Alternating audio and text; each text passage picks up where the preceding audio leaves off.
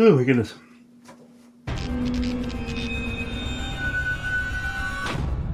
Well, we are back with So I'm Watching Riverdale. This is season 5, episode 6. We've been wrong every single week. Okay, you're right. Continuity. Episode 6, chapter 82, back to school. Let's go. Sure. Yeah. Kind of. I feel like the most obvious place to start is with the best new character, Chad Gecko. What? He's so nice. He came to visit his wife. He sang a duet with her. He offered to pay and give her ex-boyfriend a job. And then he left when he was smothering her. He's an abuser and a gaslighter, and I'm not a fan. Why is he an abuser? He is so emotionally and mentally... I know that you're doing a bit, but it's gross to the people watching. He is emotionally and mentally abusive to her. He is gross and controlling, and the way he speaks to her is horrible, and the way he spoke to Archie was unforgivable. I hate him. I want him dead as much as Hiram, and he's been here such a shorter amount of time. So I had a theory for Also, his name is Chadwick Gecko. Greed is right. Greed works. I had a theory for the first 38 minutes of this episode that he was going to end up being just a really good guy. Wouldn't that be funny to throw the It would be funny, but that is Archie. That's what Archie is. He's like a dumb himbo. Chadwick Gecko is a bad person. No, I believed he was kind of a jerk, but I thought maybe Veronica's love could help him grow. Here's the other issue, and they've been married for 5 years. Have they? Yes. That's another thing that I'm having. And look, I love this show, and I am intrigued by this premise. But there's something about the fact that we just skipped 7 of the most pivotal years of these humans' lives. College and immediately after. Yeah. I am not who I was in high school. Well, College, on the other hand, I know him. So what I do think is fascinating is that I don't think these are necessarily the same people they were in high school. Sure. Like to a point, they are the same people, but their personalities have shifted a degree, which is fun. Archie had no qualms with punching Reggie straight in the face. Which was pretty great. Straight in the moneymaker. And he also had no qualms begging money from his girlfriend, begging charity from his ex-girlfriend. Literal hat in hand. Literal hat in hand. He was like, hey, Veronica, I need money for the football team. Would you mind? And that's when Chadwick was like, oh, well, I guess you probably don't want to take charity. Why don't you renovate our penthouse? Fuck off. He did still, at least he wasn't like, that'll be your payment. Ugh. At least he was like, we'll pay you for it. I don't know. Good guy. Okay, no, but here's what I was trying to say. We love the show. We love this premise. I don't like being personal. I don't like being negative because actors are great. They're doing, their job and everything like that. Based on this limited scope, this guy isn't cute enough to be doing half of what he's doing. He is, yeah. And so I'm just kind of like, who do you think you are? Sebastian Stan? It doesn't hurt nearly as bad as waking up that morning in Santorini and finding you jumped on a boat. Sebastian Stan wasn't even Sebastian Stan when he was discussing about. That's the thing. What was his name? Carter Bazin. Mm-hmm. Yeah, on Gossip Girl.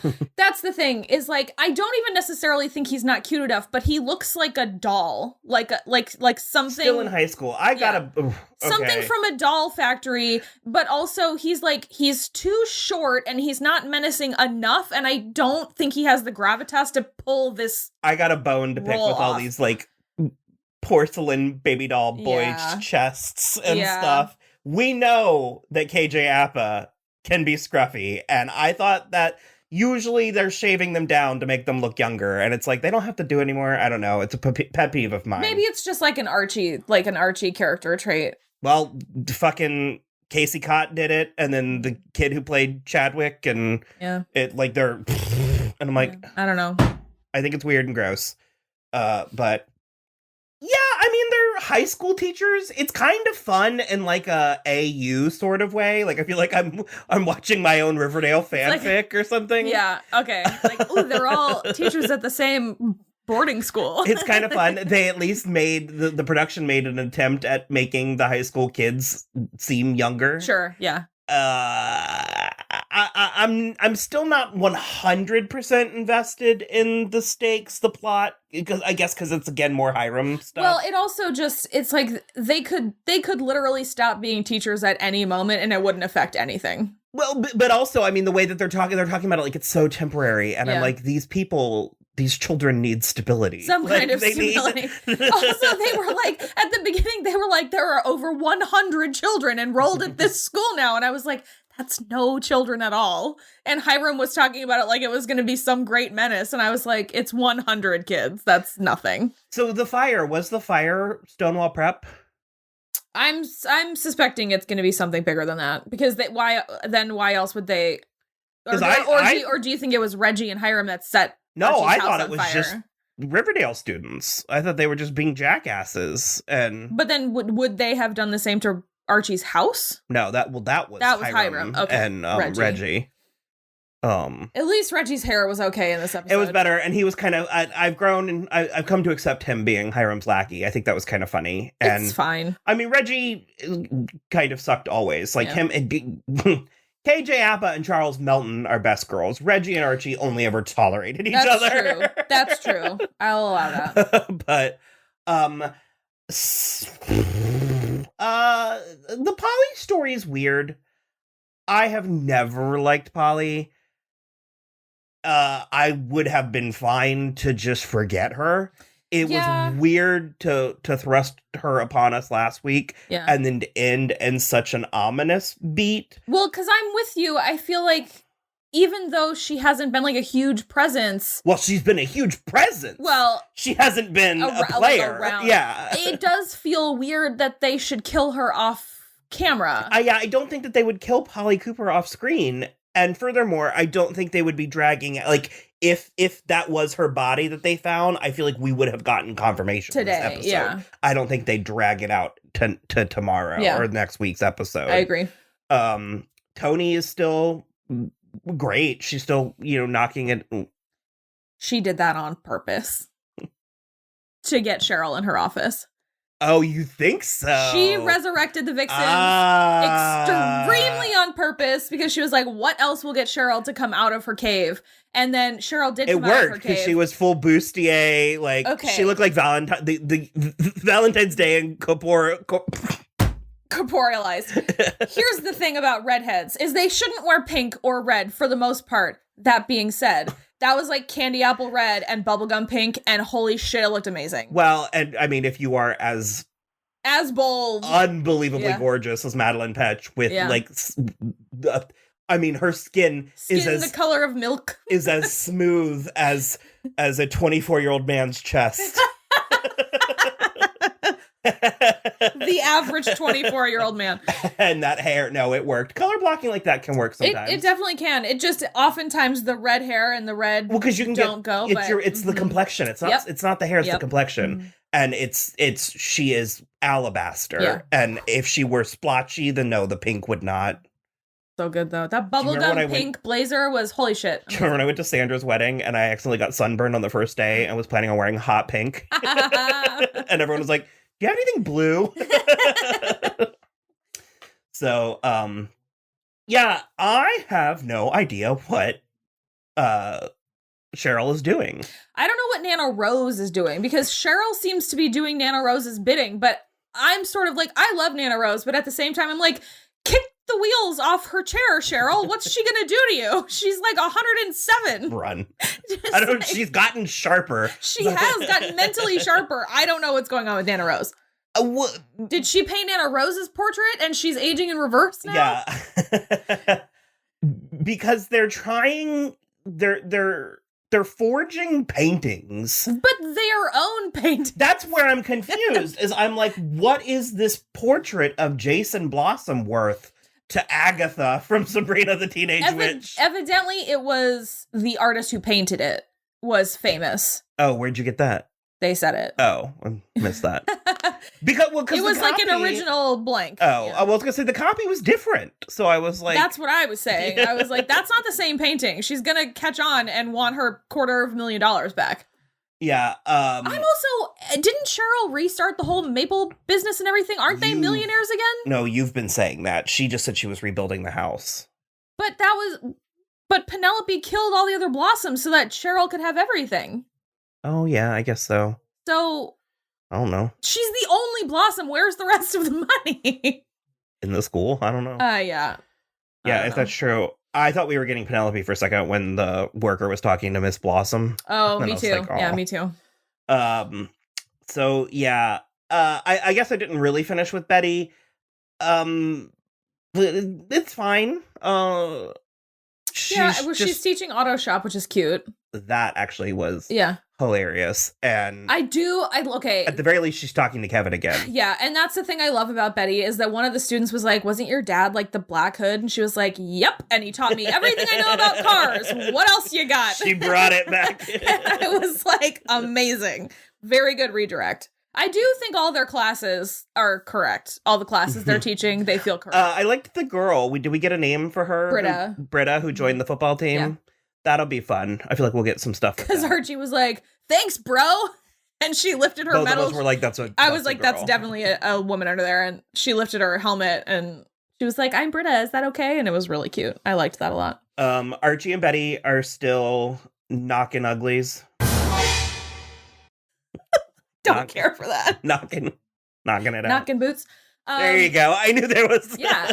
Knocking boots, bumping uglies. There you go. Knocking uglies. Don't like it. No good. Yeah, I dig it more than I thought I would, and I think it's because they're filming the sex scenes real sexy. So it's working for me. She had like a black lace bra this time. Yeah. They did the fucking Titanic thing. They did do that. But he did it. I always thought it was her hand in Titanic. It is. Yeah, it was his hand in this. I was like, she that's was not on the top, same. though. No. How was he on top like that in the back seat? Oh. Like, logistically, that doesn't... And then they panned into the car. His hand. Whatever. I think. I don't think you're right. I can pull it up right here. I'll check the tape and pull it up while we're... Check the tape. While we're debating.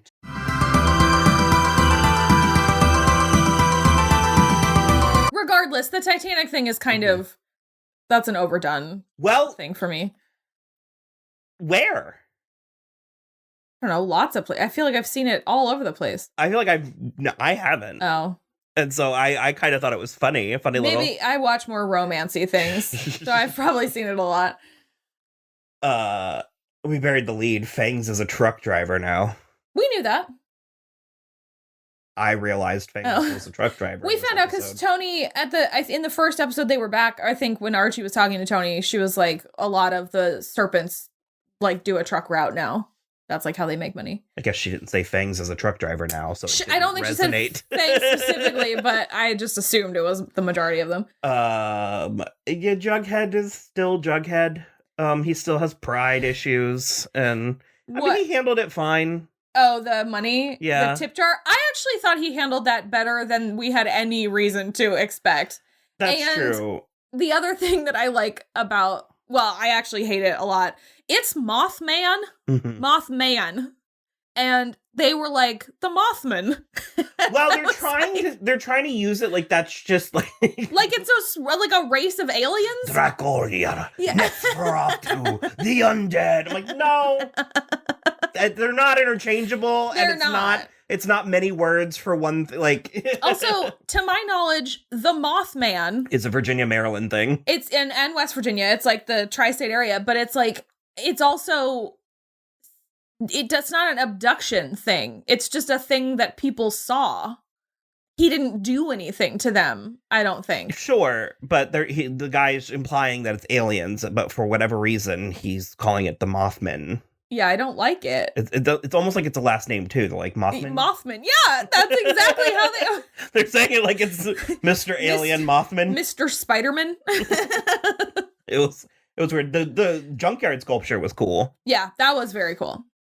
I'm actually interested to see if, like, this is what's going to unlock Jughead's good writing. Mostly because it seems... He's gonna have them act it out first. Well, mostly it seems like he's gonna write, like, an anthology or, like a short story compendium of, like, Riverdale legends. Well, in that case, I wouldn't mind him doing the Goblin King. Yeah. Well, I think the Gargoyle King was already in his first book. His Wunderkind book. With the vipers. Yeah. With teeth. The viper. Toothy. Right, because teeth would be too good. It had to be toothy. It had to be even dumber. Fucking hate Jughead. Okay, I really want him to get his hat back because his hair looks dumb. It's so good. Oh, I think it looks really dumb. And all of his tattoos, Cole got more tattoos? No, because they're fake, but he was like, I need more tats. That stupid one in the center of his chest. Man. Miss Bell is a Shady character now. Took her goddamn time, too. Yeah. Because she was telling on Toni to Cheryl about the Vixens, which I was like, that's fine. But then she was telling on Archie to Hiram about the Bulldogs. Yeah, so how many other people? All day she's like, you told me to keep you informed. Miss Bell just has like a Shady phone tree every time something happens at River. Like a telephone girl. Amazing. Okay. God bless Camilla. God bless. She tries so hard. She has a very sweet voice, very fine. She could rock the socks off Cosette. But Lady Gaga shallows. Mm-mm. They really do. Yeah. She was sitting there. Standing ovation. Like Kevin was sobbing in his seat. Okay. I agree with you. It's like I don't know. It's like they're like if you were looking at the movie Chicago and you're looking at the female cast members and it's like, ooh, Renee Zellweger, you're Mama Morton. And it's just like, no. You can't sing shallow, especially that part. I mean, you need some rattle the chains of the dead vocals. You need to get it from all the way down here. Florence Welch could do it. Ooh, she could do it. But that would be good. And then her fucking stupid dick husband came up there and started singing too. What? You were like, this is not the romantic duet you think it is. It's really not. How many horrible... I'm off the deep end? How many awful, dumb wedding couples are gonna think that's What's the one from Gilmore Girls? Oh. She wants to walk down the aisle. I Can't Get Started by Ella Fitzgerald. Isn't she just like... Suki, Melissa McCarthy is so into it. And she's like, I can't get started with you. And Lorelai and Rory are both like, you cannot walk down the aisle to this song. It's about a woman who can't make her relationship work. She does, though, walk down the aisle to it. It's pretty great. It's a really good song. It's just not right for that. My mom's first dance was to Memory. I mean, yeah. You were like Teresa. Yeah, no, Teresa. No, it's no good. My parents are still together. No, they are. Yeah, I mean, it's fine. So, I think that's mostly it. We've got a football team with the minimum amount of players, and we've got a Vixens with 6 cheerleaders and a pregnant coach. A very. I just realized she's gonna have the baby. That's gonna be a plot on this season. Yeah. Wow. We mentioned the fire, but we kind of just as an aside. So it appears that Hiram and Reggie, although we do not know. I think at the end, definitely they set fire to both the front and back porch of Archie and Jughead's place. Yeah. Which was a real fantasy of mine when I was in high school. I was like, could you imagine living in your house but with your best friends? Oh, sure. Yeah. I was like, I don't know. I got such a kick about them being roomies. No, it's good. I like it. And with Betty still being across the street. Yeah. But I loved how Archie had to open the door to confirm that there was fire and all the windows. So the thing that was funny to me was the fire at the beginning, because somebody basically just lit a trash can on fire in the middle of the school while Archie and Betty were boning down in the auto shop class. And then the next morning they were he was trying to tell Toni and Principal Weatherby what was how he found out. And he was like, I was night jogging. Jogging. And I was like, you can just say jogging. Yeah.